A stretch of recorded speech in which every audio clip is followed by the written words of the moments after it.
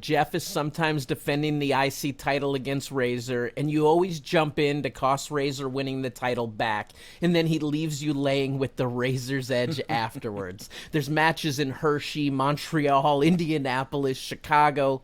Does repeating the finish help with fine-tuning the refinement of reactions, or does it become monotonous when you got to get hoisted up in that Razor's Edge? Well, for me, it was also a really good time. It was prior to a really good time, but it was for me, man. I was just happy to be in there, but it did hurt. Like that Razor's Edge hurt. Like the Jeff Diesel's jackknife, like it's a power bomb, yeah, and everybody can take one, but man, it's from 7 feet in the air. So it was. But that was the deal, right? Jeff, the heel was the champ.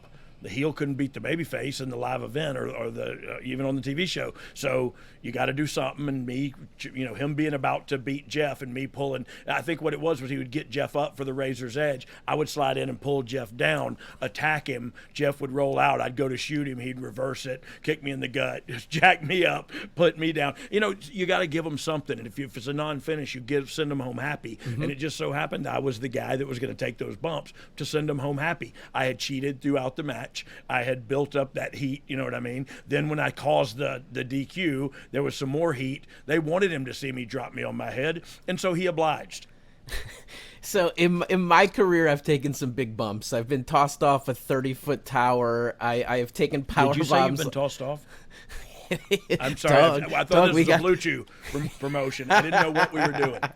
I've had a lot of big crazy bumps, and the Razor's Edge just always scared me, man. Yeah. Choke slams, power bombs, I'd take them all day, every day. You know what? There's a thing with a choke slam with a power bomb. It's up and it's down. And with Razor's Edge, it was that way. It was a 45-degree angle towards the mat instead of 90 degrees straight down where you can take a flat back bump. With this one, you ended up landing on your coccyx, and so far we've said coccyx and tossed off and Blue Chew. The promo code is DOGG, by the way. But so no, make them wait for it. Make them wait for it, baby. But yeah, so it's different. It's a different kind of bump, and sometimes you would rat-tat-tat till your head hits the mother grabbing flow. Yeah. And what is you messing with the brother foe? But yeah, so it's just a different bump. You know what I mean? A different style bump. Is being on the road with the WWF a whole different world than when you were doing shows with USWA and Smoky Mountain tours? Yes, but the difference is on this one in the WWF we could eat food. The other one you could. And that's because you're saving your money at that point. You just had enough money for drugs, Ryan. You don't have all this extra for food and stuff. All right, I'm going to push right past that one. Jeff is also going up against Diesel, and you're talking about that. So now we're talking all these. You kind of just got through all those big bumps. Reputation in WWF that there's very hard rings. And then in my time, when I got there, realizing not just the frames being harder and meant for bigger dudes, like having the multiple canvases on that ring makes them tough to take some bumps in. And so if you were there in 95 or prior, it probably happened in about 96, I'm thinking, that all the rings and the construction of said rings switched over. And I don't know if it was Cornette or somebody gave them the structure and the idea to build a ring that bumped better. But man, when I'm taking all these bumps that we're talking about, the Razor's Edge and the power bomb from Kevin Nash, those rings were set up for Yokozuna to take a bump in. You know what I mean? They were hard as the floor, and so it was it was rough on me for a while there. But look, I was in main events. I was in semi-main events. I was involved in the match. I was living my best life, man. And truth be told, we weren't making a ton of money, but it was to me because I came from the Marine Corps, then from doing jobs at WCW. Now I'm making a little money, and man, it was. Now I'm having fun in the business that I was born to do, or I wanted to do, since I was born. So you're taking those jackknives and Razor's Edges. Are there any moves that you're generally just like, heck no, I don't want any part of it? So yeah, there's actually a lot of them, and some of them don't feel bad at all. Like one of them's a backdrop. Like I took like 2 backdrops in my career, and one of them was from the Rock and Roll Express, and my feet hit the top rope on the other side of the ring, and I landed on the back of my head. And I thought, yeah, I won't do that again. And so, but look, there's a lot of things like I didn't want to take. But some of those, like I'll never forget in the dumpster match. I was supposed to be up there with I think it was Mick when we got pushed over and went down into the dumpster. Mm-hmm. I climbed up there during the rehearsal and I said, yeah, I'm not doing that. It looked really high. And I thought, I'm going to go over the top rope and I'm going to hit that metal part over there and I'm going to kill myself. Like, I didn't want to do it. And Billy was like, blah, blah, blah. He called me all kind of words and I deserved them, I guess. But then he was on all the highlight reels, and I was like, oh, I should have done that one. But yeah, so look, it's not regret. Yeah. Regret of not killing yourself, even though you still attempted to do so. Yeah. But so there was a lot of stuff I was afraid to do, and I'm not afraid to say that either, by the way.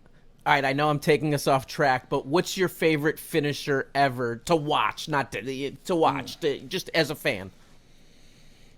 Man, there's so many good ones. And you know what I don't? So this is a difficult question, really, because I know I'm going to say something, and then I'm going to think like, oh, that other one was better. But do you remember Stan Stasiak and the Heart Punch? Yeah, I mean, when it was banned in certain states. Yeah. Like I always thought, like, does he just almost kill the guy? He punched him in the heart, and did it make his heart skip stop a heartbeat or something? Yeah, like that was always the coolest thing to me. But look, I'll also never forget. So let me backtrack a little bit.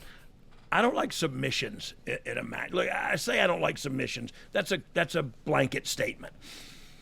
I've seen how to utilize them for story purposes. I've seen submissions end a match where I thought that was awesome. So I don't want to say I don't like submissions, but I like boom, a big impact finish. Look, I love all the spears. Rhino, Edge, Roman, you know what I mean? Like everybody's got a pretty good spear. Charlotte's got a good spear. So I think there's a bunch of finishes out there that are cool, but I always like the ones that were weird. And I want to say this, whatever you do to beat people with, if you beat people on TV with that, that's your finish. I remember Lord Tensai, when he first showed up, Matt Bloom, he was going to use the Asiatic spike for the finish. And Hunter came to me and said, hey, man, you think that'll work as a finish? I said, if he beats people on TV with it, it will. I mean, because that's the truth. You'll go like, I don't know. You've seen Bray Wyatt do similar stuff, and you believe it. So if you beat people and people see you get beating people with this move, that's your finish, and they don't kick out of it for a while. You know what I mean? You say like stupid unusual or stupid finishes in that sense too. My favorite, and it was a submission, but Doink stump puller, because you can walk up to your friend and get over their head and grab their leg and they just start screaming. You're like, yeah, it's fake, right? Yeah. Yeah, no, that is a good one. Look, there's a ton of good, Hell's Gate or whatever that Taker used. Yep. I thought there were some good submissions. That what I love about it, if you have a submission finish, you can utilize that in your match and work to it, work from it. You know what I mean, and all that stuff. So that's really cool. Like I said, it was a blanket statement. I don't like submissions. I just like for my finish to be a big, impactful move. 1, 2, 3, ding, ding, ding, music play. You know what I mean? That's just my thoughts. I took us off on a tangent, so I'll bring the trajectory back on course.